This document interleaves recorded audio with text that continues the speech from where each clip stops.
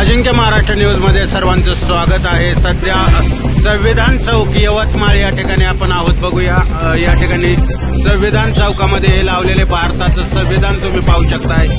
यवतमाळ मध्ये आहे। काही दिवसावर डॉक्टर बाबासाहेब आंबेडकर यांची जयंती आलेली आहे आणि तुम्ही पाहू शकताय यवतमाळ चौकामध्ये कसं सुसज्ज असं डॉक्टर बाबासाहेब आंबेडकरांचं हे स्मारक सजवलेलं पाहताय तुम्ही। हे पाहू शकताय या ठिकाणी कशी लाइटिंग सुद्धा खेळवली। डॉक्टर बाबासाहेब आंबेडकर यांचं संविधान चौक यवतमाळ या ठिकाणी तुम्ही पाहू शकताय।